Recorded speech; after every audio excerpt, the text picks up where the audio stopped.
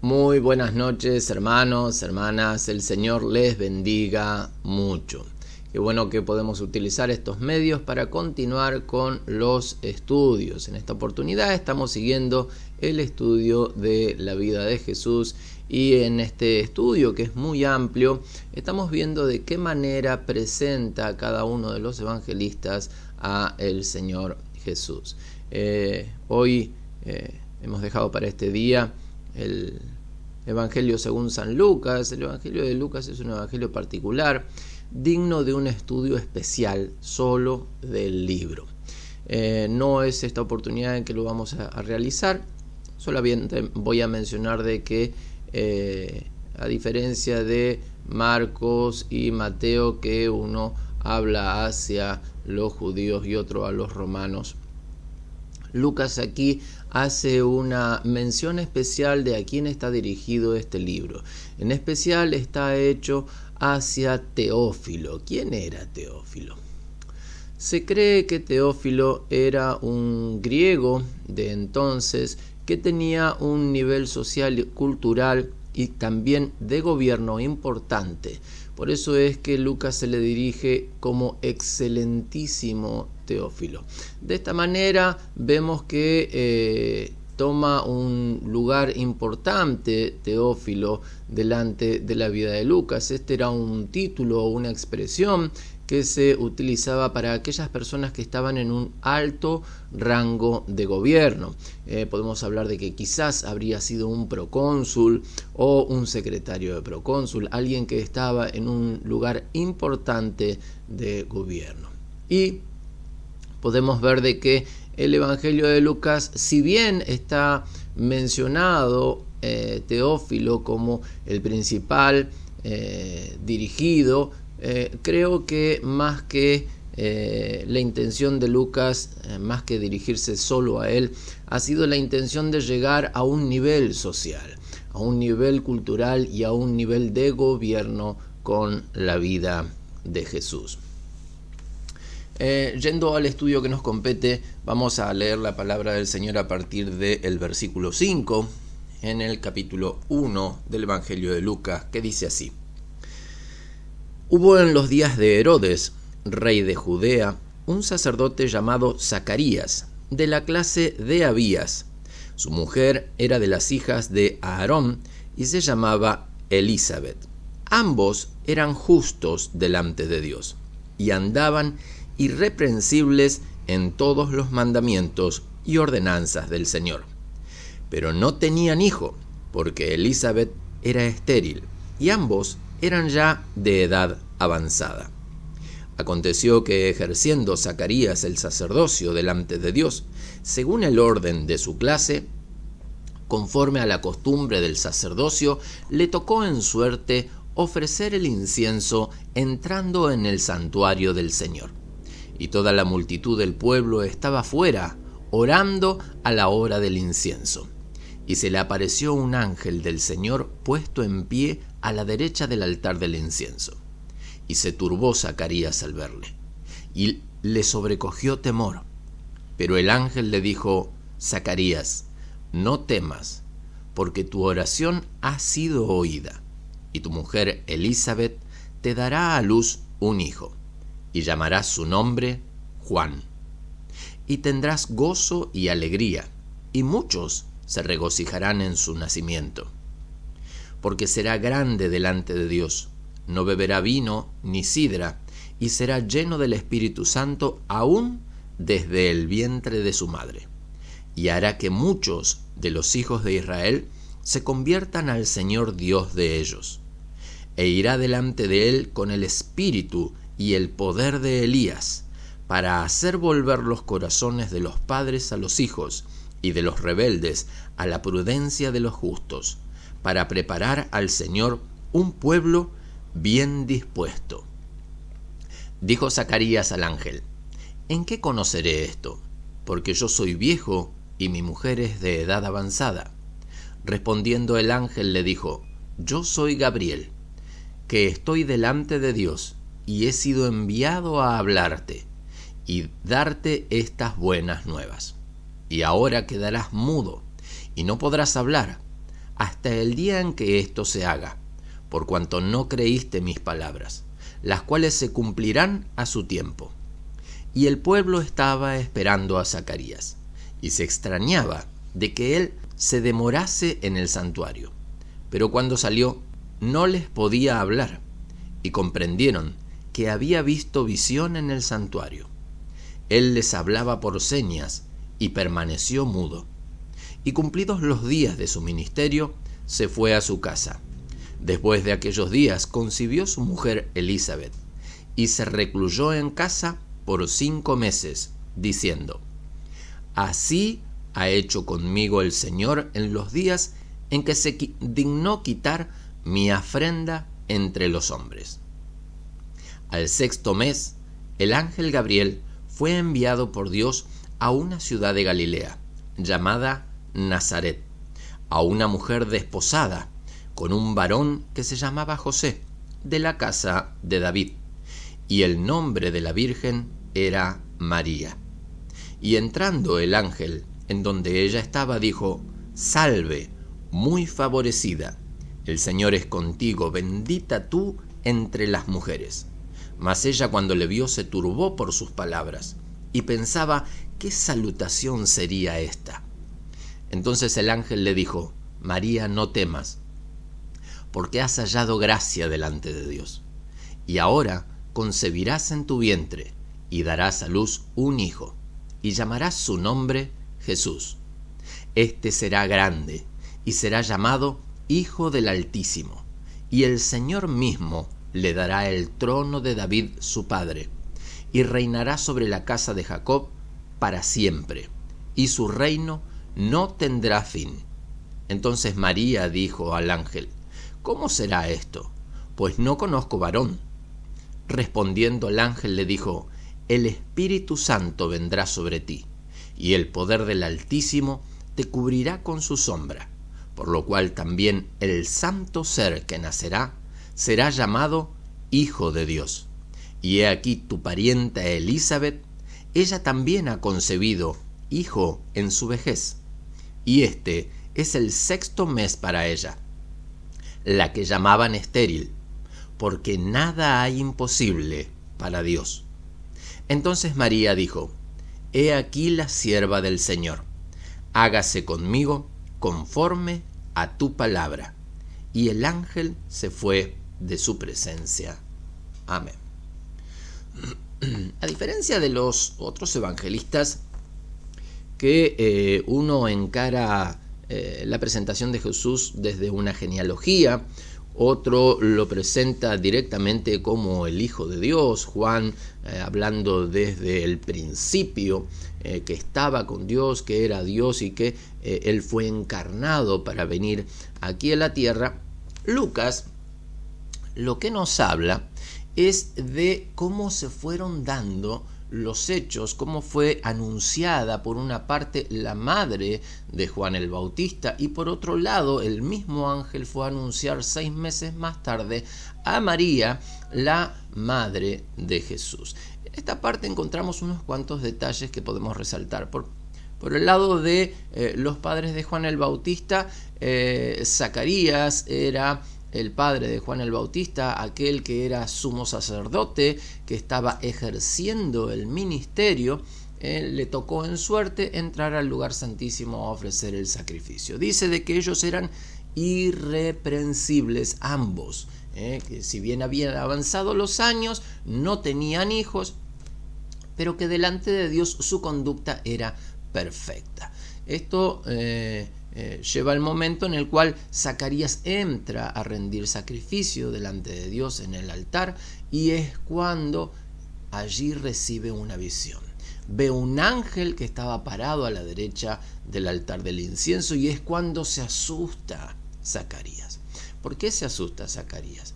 Porque cuando se entra al lugar santísimo a rendir el sacrificio por los pecados de toda la nación, dice el texto de que estaba toda la nación esperando que él saliera, y estaban todos orando. ¿Por qué?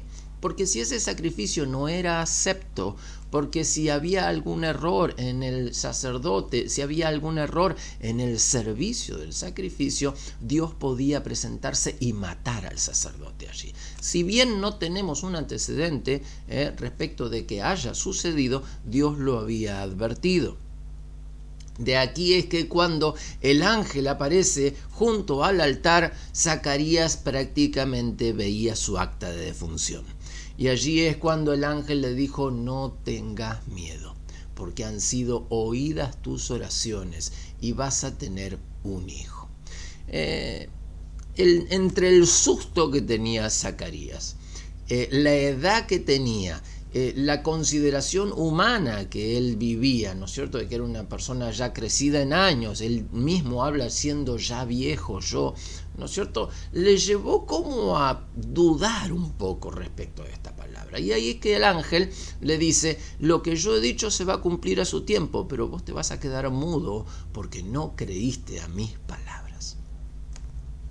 Dios le perdona la vida y le da, por supuesto, le concede lo que había dicho que iba a suceder, a pesar de que él no lo había creído. ¿Por qué? Porque había un propósito especial. Este era el que Isaías hablaba diciendo: preparad el camino para aquel que ha de venir, refiriéndose justamente a Juan el Bautista, que estaba preparando toda la escena para la llegada del Señor Jesús en el comienzo de su ministerio. Pero esto está mucho más adelante respecto de esta historia. Aquí ni Juan el Bautista ni Jesús habían nacido. Estamos hablando recién de la promesa de la concepción de Juan el Bautista, ¿no es cierto? Cuando Juan iba a ser concebido en el vientre de su madre Elizabeth. Terminado esto, sale él, queda mudo. Todos entienden de que él había tenido una visión en el santuario. Y cuando se terminan los días de su servicio en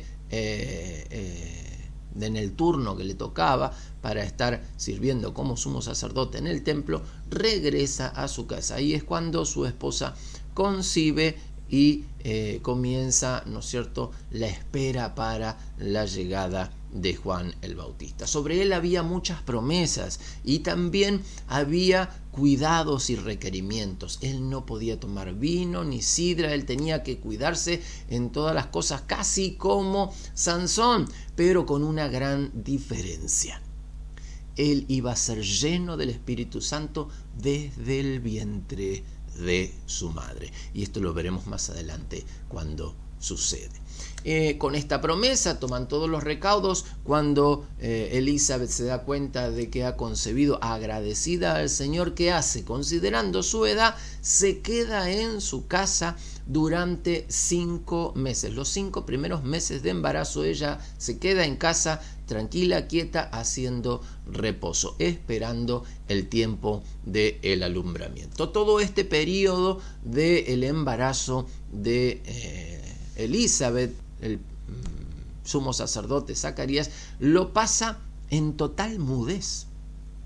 Él no recupera todavía el habla. Entre tanto, en el 6º mes del embarazo de Elizabeth es cuando el mismo ángel va ahora a Galilea y se encuentra allí con una mujer señalada por Dios. ¿Por qué digo esto?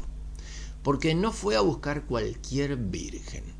Vimos ya en lo que mencionaba Mateo refiriéndose a la genealogía, fue a buscar a alguien que tuviera un linaje real. Y no solo esto, sino una virgen. Esta virgen, si bien estaba desposada, ya tenía lo que hoy nosotros decimos el compromiso de casamiento con un hombre, José. Ella todavía no había conocido varón, ella era virgen.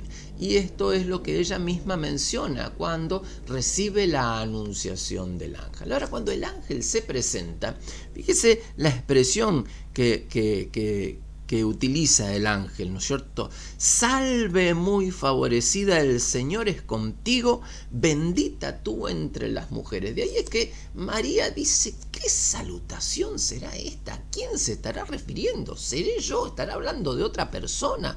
¿Por qué me dice estas cosas? Ella desde un primer momento había entendido que este era un ángel. La aparición que había tenido en su casa de una persona, ¿no es cierto?, entendió inmediatamente que este era un ángel. Lo que todavía no lograba entender era qué era lo que estaba diciendo.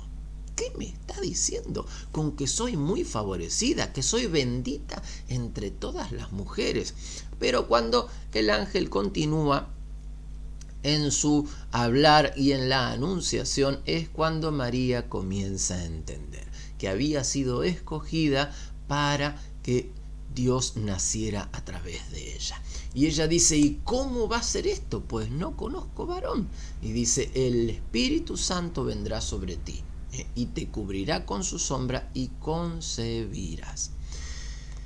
Es maravilloso ver esto, hermano, el hecho de la concepción virginal de María, cómo Dios utiliza a este instrumento maravilloso que es el cuerpo, la vida de María, ¿no es cierto? Vuelvo a decir, no fue a buscar cualquier virgen, fue a buscar una virgen señalada de parte de Dios. Y el ángel lo sabía perfectamente, por eso que cuando se presenta delante de ella, casi hace reverencia el ángel, casi se inclina delante de ella, reconociendo, ¿no es cierto?, de que era un instrumento especialmente señalado y escogido.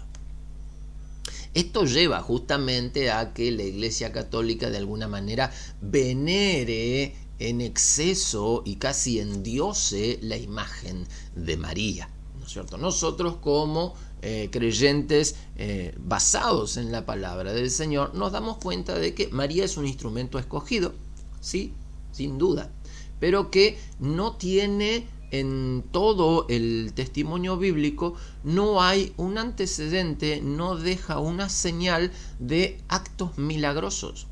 María no sana a nadie, María no sale a testificar, María no hace absolutamente nada más que dar a luz al Hijo de Dios y criarlo, cuidarlo durante el periodo de infancia y crecimiento. Cuando principia el ministerio del Señor Jesús, María de alguna manera le acompaña. Y digo de alguna manera porque ya veremos más adelante algunos detalles al respecto. Lo cierto es que Lucas de esta manera presenta la anunciación de el Señor Jesús. ¿De qué manera el Señor Jesús llega a la tierra? En primer lugar, a través de una profecía, y no una profecía directa, sino profecía de alguien que iba a estar preparando el camino para su venida. Este alguien también llegaba de una manera milagrosa, a través de una concepción hacia una mujer que era estéril, anciana, ¿no es cierto? Aún el propio marido, él mismo dudaba de que esto pudiera ser posible porque él decía, yo ya soy viejo. No miraba a su esposa, sino decía, yo soy el viejo. Ahora, cuando llegamos a la vida de María, vemos una mujer virgen que concibe del Espíritu Santo. Otro milagro maravilloso, ¿no es cierto? Y todo esto concordando con los escritos que estaban ya desde hace 400, 500 años atrás en las profecías, hablando de la llegada del Mesías. La presentación que Lucas hace, que, vuelvo a decir, no termina aquí, la vamos a de alguna manera fragmentar para poder hablar en detalle sobre ella. Es una presentación muy detallada, muy simbólica, es una presentación del Señor Jesús profética, es una presentación de Dios como un ser divino en el cual Dios mismo interviene para su llegada. Hermano, hermana, qué maravilloso que es ver el nacimiento del Señor Jesús, la llegada del Señor Jesús a la tierra. Por eso es que festejamos la Navidad. Navidad es natividad, el nacimiento del Señor Jesús. Y podemos discutir si es la fecha, si no es la fecha. Podemos hablar muchas cosas al respecto. Lo cierto es que tenemos que encontrar un día para celebrar esto. No podemos dejar esto que pase en el anonimato. No podemos dejar que el nacimiento del Señor Jesús quede desapercibido en la historia, porque no fue así aún para los gentiles. La historia fue dividida en antes y después de Cristo. Por eso, hermano, hermana, nosotros hacemos bien en celebrar la Navidad.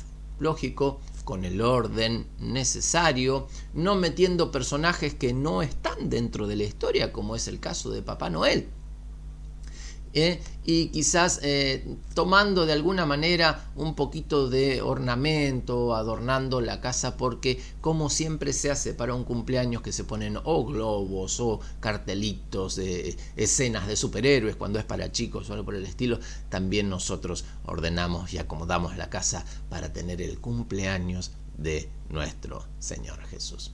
Le invito, hermano, hermana, a hacer una oración en esta hora y dar gracias al Señor verdaderamente por este tiempo maravilloso, ¿no es cierto?, en el cual Él decidió venir a la tierra. Padre, bendito Dios, gracias.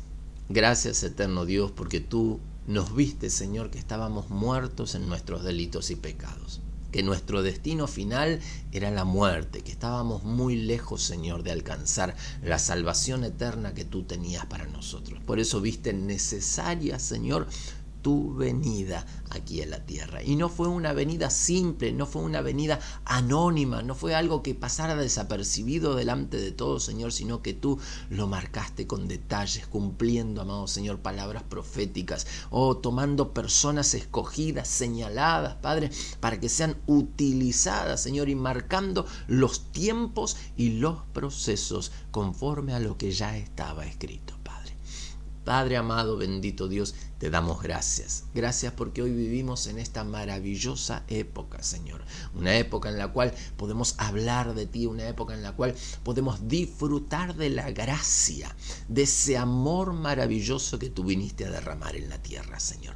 Bendito Dios, ayúdanos a nosotros, Señor, a poder hablar también de ti, a poder comentar y comunicar hacia otros, Señor, estas buenas nuevas de salvación. En el santo y maravilloso nombre de Jesús, Señor, que podamos ser nosotros ángeles que anuncian, Señor, tu venida hacia otras vidas, Padre. Bendito Dios, en tu nombre te lo pedimos y te damos gracias. Amén y amén. Hermano, hermana, el Señor les bendiga mucho. No se pierda estos próximos estudios continuando con la vida del Señor Jesús, que verdaderamente son apasionantes, atrapan verdaderamente respecto de los detalles que hay allí, que son para resaltar y que nos ilustran verdaderamente el cuidado de la venida del Señor Jesús hacia la tierra. El Señor les bendiga.